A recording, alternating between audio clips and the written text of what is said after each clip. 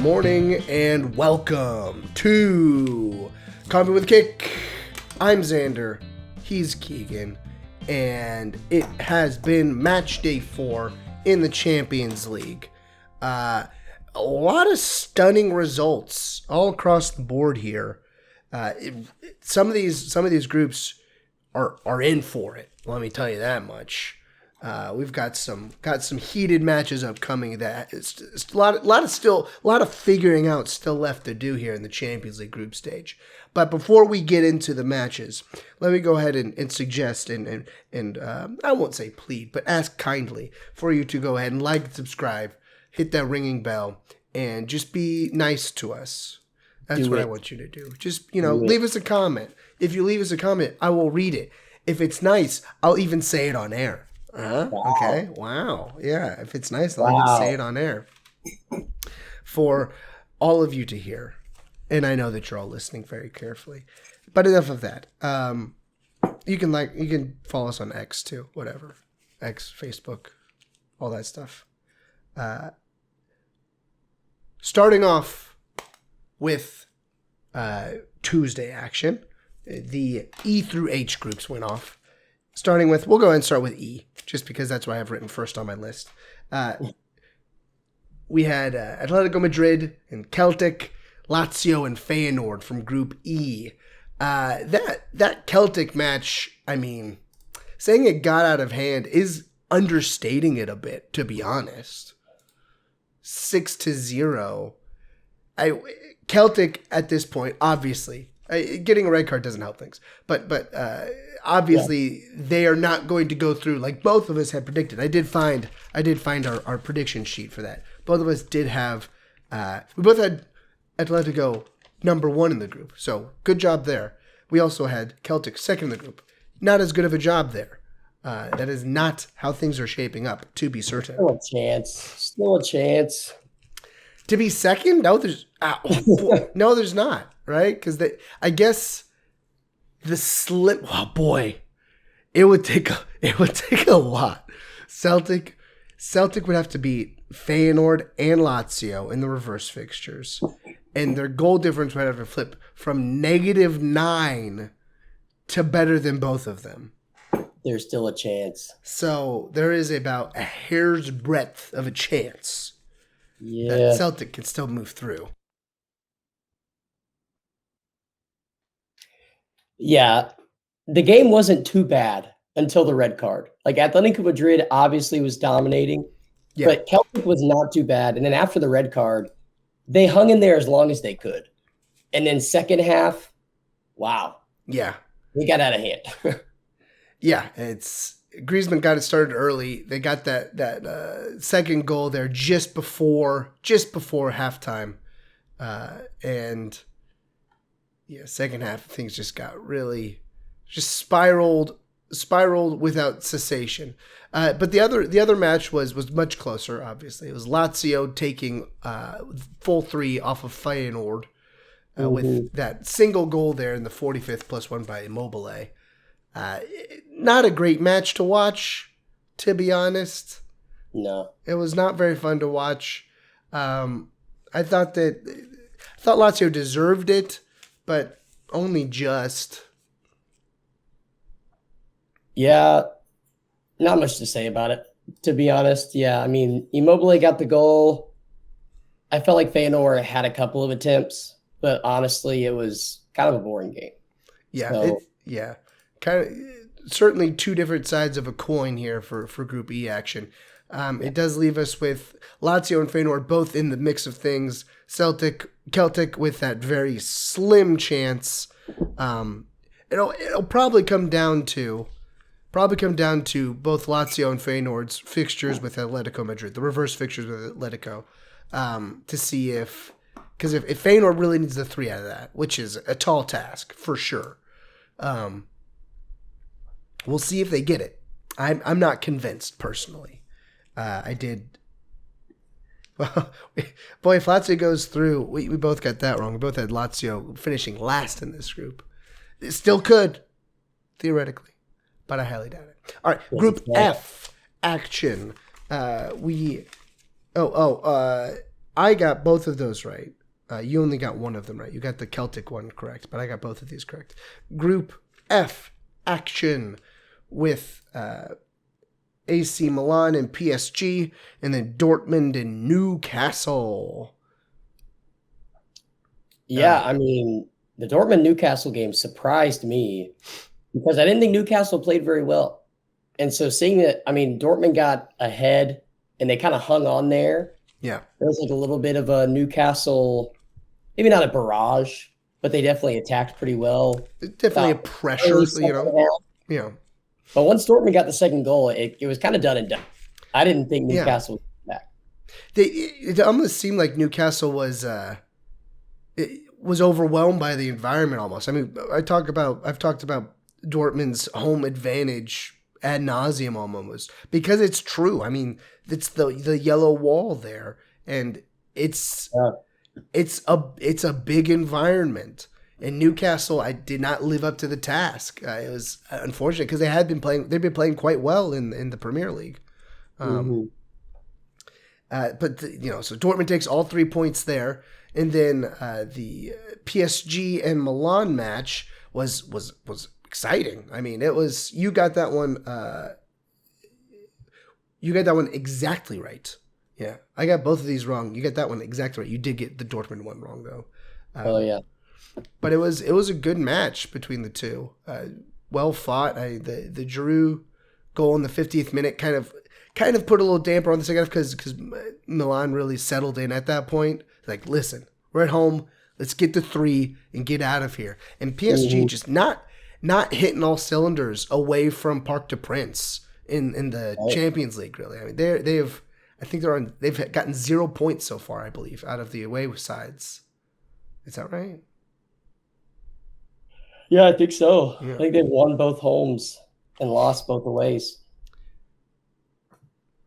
Yeah, which now leaves all of a sudden Dortmund's up on top of Group F with PSG in second, but this one's totally up for grabs. I mean, we called it the group of death at the beginning. It's turning out to be so. 7, 6, 5, and 4 across Dortmund, PSG, AC Milan, and Newcastle, respectively. Everyone's still in this. We'll see if Newcastle can pull things together in the next 2 fixtures. They might getting PSG at home will be nice, right? I think they will. And then we'll see how they do against Milan. I don't know how this one's going to finish up, really. We had it as we both had PSG going through. We both had PSG and AC Milan going through, so that could still very well occur. But it's definitely tighter. It's about how we thought. I mean, they're cannibalizing each other quite a bit. Yeah, it's been wild to see. I mean, AC Milan they did not start off hot. No. And then this PSG one brought them back in it. Yeah. So good match. Once AC Milan went up 2-1, yeah, they kind of, I don't want to say parked the bus, but they were okay with not touching the ball ever again. Yeah. Just if I can keep the ball in front of me, that is fine. That is fine. Then we'll go to Group G. Group G, it's done. Done and dusted, just like we thought it would be. Man City handle Young Boys. Could have been worse than 3-0. Oh, man, I will never forgive Pep, though. I will never forgive Pep. I had I had a 6-leg same game parlay. And everything hit, except for he decided to put Doku on in the 80th minute. And I was like, just don't put Doku on. I've got him on here for an assist. And if you put him on the 80th minute, he almost gets the assist there. And I think it was like the 85th minute. I'm like, oh, but everyone lets it just go by. Ugh, makes me so angry. But I got everything else on it.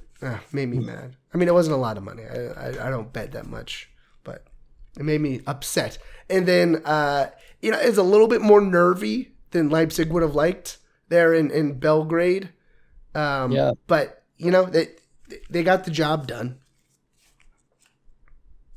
Yeah, they only winning 2-1 surprised me a little bit. But yeah, I mean, they played well. They got the early goal. The own goal was kind of unfortunate, which made it exciting at the end. But I don't know. I didn't think Belgrade played amazing in the first half. I think in the second half they picked it up. But the own goal, really Leipzig scored all 3 goals. Yeah.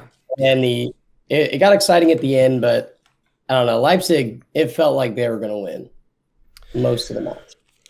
Yeah, we both picked this one wrong. I thought that Sverige would get the point. You thought they'd get all 3.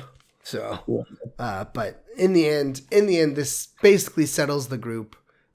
City's on full points, really coasting. They only have given up 3 goals so far in the group stage. Leipzig on 9 because they lost to City, and Sverige and Young Boys are out. So unless Leipzig can beat City by a lot, then City will go top of the group with Leipzig in second. Now, Sverige and Young Boys will be fighting for that Europa League knockout stage spot. We'll see who wants it more. It'll probably come down to their head-to-head because neither of them are going to beat City. And we'll see about that. We'll see about that later on. Then after Group G? Yeah, which we both got the City one right, obviously, because you can't pick against City in that game. We go down to Group H with Shakhtar versus Barcelona and FC Antwerp. FC Porto hosting Antwerp, I should say. Shakhtar getting the shocking 3 points off Barcelona there in Hamburg, Germany. And FC Porto takes care of Antwerp. I mean, it was not particularly close. Another side that couldn't afford a red card gets a red card. Now, FC Porto was kinder to them. Really, they should have won by more than 2, and with one of them being like a garbage time goal by Pepe. And then Shakhtar gets their goal in the 40th minute. And really, I would say, it wasn't exactly parking the bus. I thought that they still did a fair amount of attacking. Like, they were still pressing. It was a relatively entertaining 1-0 victory in Hamburg. So it's a good look for Shakhtar. As far as the picks are concerned, you got both of these right. I only got the Porto one correct. Yeah, I mean, Shakhtar, they're not at home, but close enough. I picked them going through. I think I picked them winning the group, maybe. So I've got it right here. Let's see. I think I picked them going through. Yeah, you got them and Barca going through. I've got Porto going through number 1 and Barca going 2. Yeah, so Shakhtar had to really get the dub. Yeah. And they did. It's going to take, obviously, they're going to have to beat Porto, I think. Going to have to beat by quite a bit, too. Barcelona beats them. But this one also, you never know. It's still a 3-man race. I mean, we know that Antwerp's out. Go ahead and go home. Yeah, Antwerp, it's not great for you. You're going to be the punching bag because Shakhtar is going to be looking to get that goal difference up. They're currently at... It's odd because they're at 6 points, but -1 goal difference. So their losses have not gone well, and their wins have just barely been there. So we'll see how that. I'm definitely interested to see the Porto Shakhtar match. That'll be a heavy hitting match because they're both fighting for the. Well, Porto will take the point. Obviously, if they get the point, it's over for Shakhtar. But if Shakhtar can get the 3, definitely makes it much more interesting. Yeah. And then that wraps up Tuesday action. We will now hop back up to the top of these groups here with Group A on Wednesday. Bayern hosted Galatasaray and Copenhagen hosted Manchester United. Yeah, they did. This one was exciting. I mean, really. Ten Hag came out and he said that the Rashford red card was harsh. I don't know. All the commentators thought so for sure. There was a lot of finger wagging at the referees for coming back and doing it. I mean, that's a lot of studs. There's a lot of studs in that one. Yeah, I don't know why he would think that it wasn't. Like, I thought when I saw it in real time, I'm like, yeah, that's probably a red card. Yeah. But I mean, Man U fell apart after that. They got that penalty in the 69th minute, but other than that, they really fell apart. It didn't look like they were controlling any of it. No, and it's, good on Copenhagen hanging in there. They're down 2-0 and then get the 45th and then the penalty in the 45 plus 9. Take the counter punch of going back down 2-3 in the 69th, and then they keep pressing, eventually wear down Man U and get the 83rd and 87th. It was an impressive win from Copenhagen. I saw something that Ten Hag was also complaining that on one of the goals there was a Copenhagen offensive player offsides impeding the goalkeeper on the goal. I think it was. I can't remember which one of the goals it was. I think it was one of the later ones. But impeding the goalkeeper, you're going to be hard pressed to get that one as an offsides call. Yeah, it's strange that whenever a manager starts to really complain about the officials and the calling, you start to feel like he's also losing the players because he's no longer taking ownership. He's not calling out players. He's now calling out the fact that they can't win, and it's because of the refs, not because of them. It's like, please, hey, it's not our fault. Well, at some point, when will you learn? When will you learn that your actions have consequences? I did that because my voice is sounding similar to that right now. And then for the Bayern and Galatasaray, this one, not a lot happened for most of this match. Galatasaray did a good job locking down Bayern, but Harry Kane comes through with the brace in the last 10 minutes of the match. Crazy. And then Galatasaray gets a little bit interesting, 90 plus 3. But it was Galatasaray showed out well for the vast majority of this match, and then just kind of let it slip away there at the end. Yeah, if you watch the highlights, 80th minute on, you're good. Yeah. Not a ton happened before that. Obviously, Harry Kane, the signing of him, this game helped that. It proved that it was worth it. Mm-hmm, mm-hmm. But that and I think did he have a hat trick during the against Borussia Dortmund? I think I think that happened. I can't remember exactly.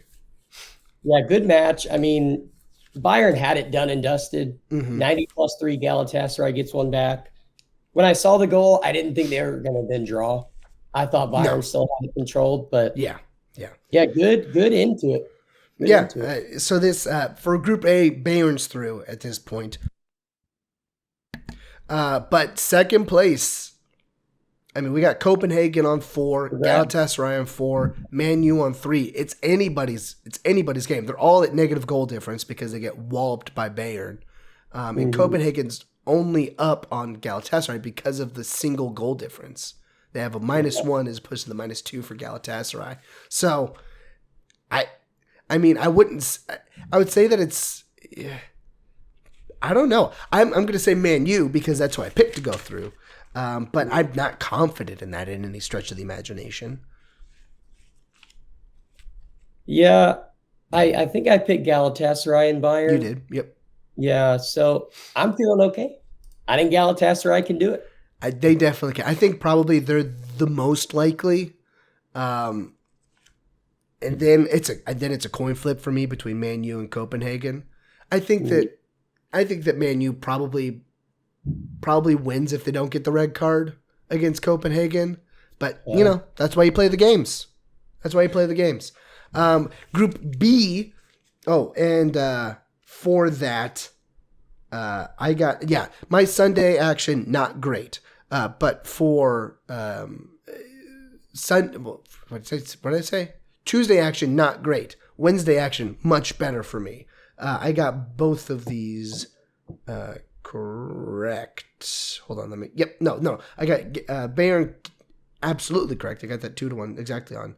I thought Man U would win. You did get Copenhagen winning, but thought that Galatasaray would draw. Anyways, for Group B, Arsenal hosted Sevilla. Lens went to PSV, and the Linz PSV one, not a lot to write home about, to be honest. 1-0 victory for Linz. They needed it. I mean, they really needed it, especially over Linz, because if they didn't get the full 3, I don't think they have a shot at going through. Now they're up on Linz because of head-to-head. So that's good for them. They're on 5. Linz is on 5, and Sevilla is on 2. So Sevilla not out of it yet. If they can flip things around here on the reverse matches, then they've certainly got a shot at it. I think Arsenal's, mathematically, they're not locked into first, but realistically they are. They're on 9 points right now. I don't think they're going to straight up lose both of these following matches. So if they can just get one more point, they're probably fine. And then for the Arsenal-Sevilla match, Arsenal did win 2-0, pretty well handling the match. I mean, it wasn't too much going on in that one either. Not a great showing in these two matches for Group B action. Yeah, Sevilla disappointed me. That's all I got to say. I think I predicted them to draw and or win. You had them winning, actually, 2-1. We both split this group. I had Arsenal winning and then a draw between PSV and Linz. You had Sevilla winning, and then you did have PSV winning, so you got that one right. Yeah, PSV scored early, and I was thinking, man, they might get the large I think I predicted 3-1. Yep, 3-1, yeah. Yeah, so I was like, wow, this is going to go exactly how I predicted. And sure enough, nothing happened until 90+2 and a red card. Like, it was – there were some attacks, but it was a boring 1-0. I would not sit and watch the match highlights. No. And then for Group C, which included one of the early matches, we had Real Madrid host Braga, and then Napoli host Union Berlin.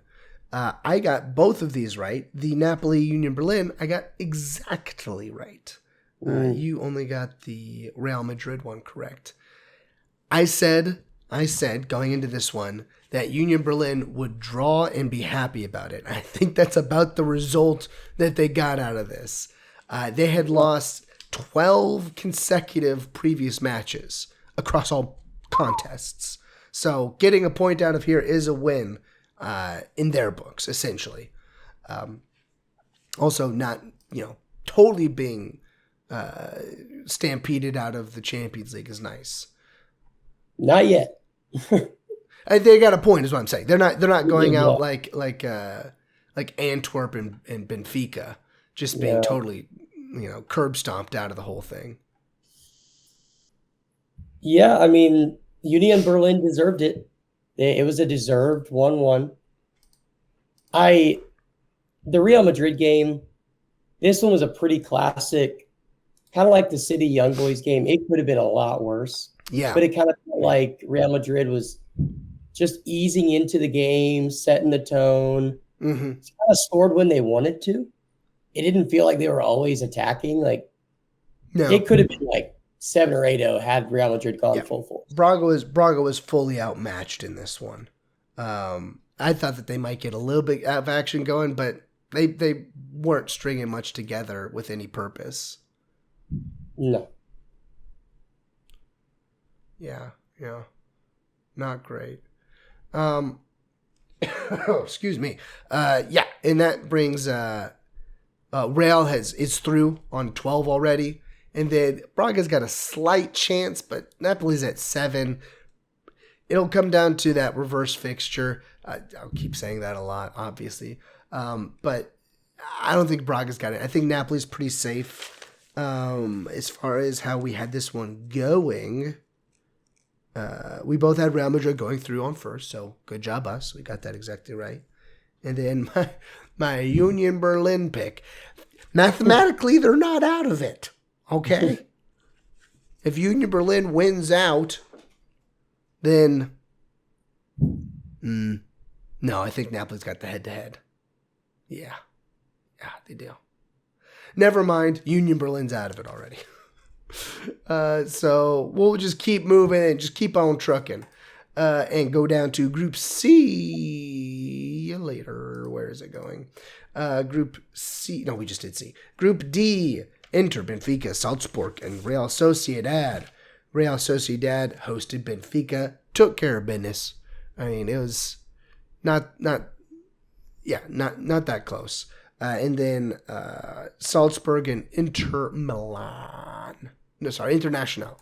That one, a rather dull match for the most part. It took a penalty in the 85th for anybody to get on the board. Yeah. So not a lot happening. And Real Sociedad basically got their 3 goals in quick succession in the first half. And they're like, yep, we're done. Yeah, Inter and Sociedad are both officially through. They're both on 10 points. So now it's a first and second decider. So their reverse fixture is going to be interesting. It'll basically decide who goes through at number 1. Yeah, who has to play a loser of another group and who has to play the winner.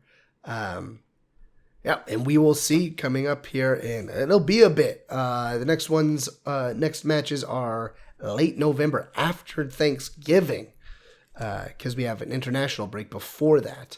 So it's going to be a while before we get back to it. But got a few groups still up for grabs. Let's see. We've got Group B is still very interesting. Second place for Group A. Definitely watching out for that.